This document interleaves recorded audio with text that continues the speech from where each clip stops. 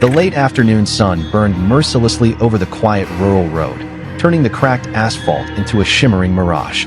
10-year-old Maya Johnson trudged along, her worn backpack bouncing lightly against her shoulders. She was thinking about the math test she'd nailed earlier when something unusual caught her eye. A sleek, candy-red Shelby GT 500 Mustang parked on the shoulder, hood open like a gaping mouth.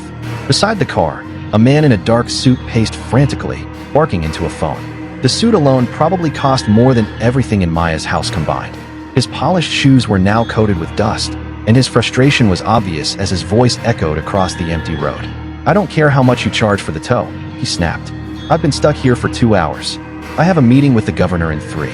He checked his watch, a thick band of solid gold glinting in the sun. Maya hesitated. Aunt Renee's warning rang in her ears. Don't talk to strangers. Especially rich ones. They only bring trouble. But something about the desperation in his voice made her pause. Her eyes flicked to the Mustang.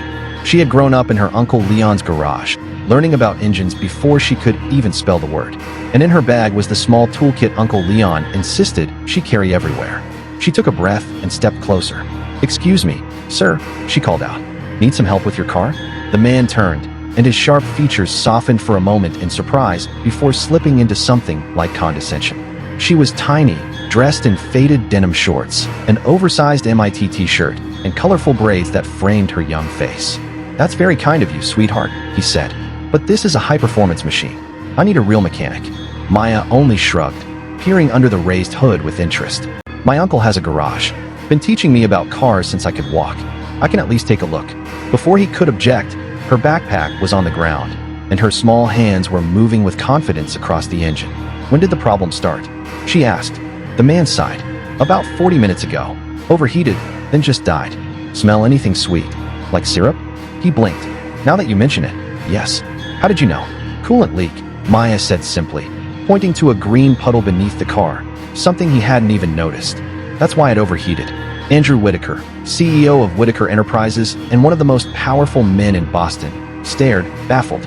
Something about the little girl tugged at his memory. The sharp intelligence in her eyes, the focused crease in her brow. "What's your name?" he asked suddenly. Maya Johnson." She extended a grease-stained hand. He shook it slowly. "Andrew Whitaker. Nice to meet you, Mr. Whitaker," Maya said with a grin, already opening her toolkit. "I think I can patch this up enough to get you to town." Andrew watched, fascinated, as her nimble fingers worked the temporary seal onto the radiator hose. She was quick, precise, a natural. And then he saw it. As she brushed a braid from her forehead, sunlight hit the ring on her finger. A deep green emerald set in antique gold, held by a piece of thread wrapped around the base to keep it from slipping off her tiny hand. Andrew froze. His pulse roared in his ears. He knew that ring, every curve, every tiny crescent-shaped flaw in the stone. He had given it away 12 years ago. Where did you get that ring?" His voice trembled despite himself. Maya looked down. "It was my mom's. Well, my adoptive mom, Diana. She died last year." Her voice softened, and a shadow passed over her bright eyes. "She said it was a promise. Something important." Andrew's chest tightened. Diana. The name crashed through his memory like a wave, bringing with it whispers of a past he'd tried to bury. An orphanage called Little Angels, a child he promised to protect, a secret that could destroy everything. "May I ask," he said carefully, "where did your mom get it?" "She never told me," Maya replied with a shrug. "Just said one day I'd understand." Before Andrew knew what he was doing, he offered to drive her home. She hesitated for a moment before climbing into the leather passenger seat. The drive was short but heavy with unspoken questions. She told him about school, about living with Aunt Renee and Uncle Leon since her mother died. And then came the word that nearly made Andrew lose control of the car. Before that, Maya said quietly, "I was at an orphanage.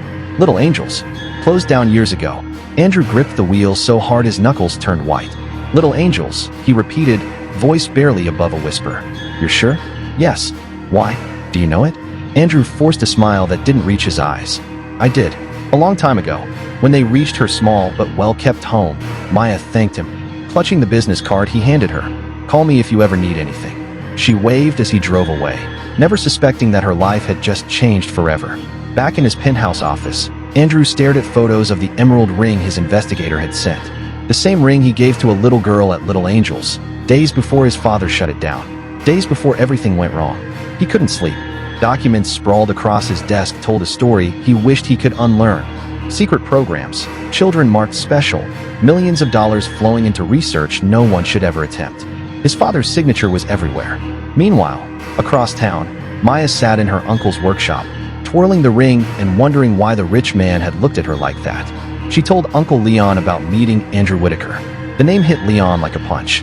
His hand froze mid-motion. When Maya showed the business card, Leon and Aunt Renee exchanged a glance that made her stomach flip. That night, they told her the truth, or part of it. About how Diana had once worked at Little Angels. About how she ran away with Maya the night everything changed. And about a letter Diana left behind, sealed in a yellowed envelope. My dear Maya, if you're reading this, someone has found you. While Maya read her mother's words, Andrew was in a boardroom, confronting his father. Howard Whitaker wasn't just wealthy, he was ruthless. When Andrew demanded the truth, Howard laughed. Some children, he said coldly, are valuable. Talents that can change the world. Why do you think we bought that orphanage? Andrew felt sick. Maya wasn't just a girl with a knack for fixing engines. She was part of something bigger, something monstrous. And then the real danger began. A black SUV parked outside Maya's school. Two men waited, eyes locked on the girl with the emerald ring. Across the street, Leon sat in his old pickup, gripping his phone. Marcus Hayes? He said when the call connected. I have the proof you've been looking for. The next 48 hours became a blur of revelations, threats, and a desperate race against time. Maya discovered the ring wasn't just jewelry, it was a key. Inside the emerald was a hidden microdrive with every secret Howard Whitaker thought he'd buried. Experiments, illegal adoptions, government deals. Enough to bring down an empire. The final showdown happened on the 50th floor of Whitaker Enterprises.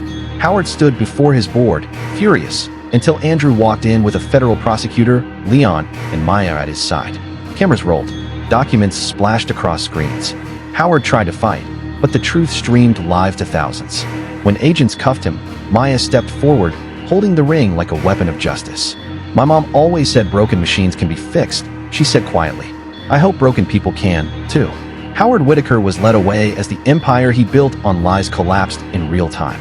And as dawn broke over the city, Maya walked out of the skyscraper hand in hand with the man who had once been her enemy, and who now vowed never to fail her again.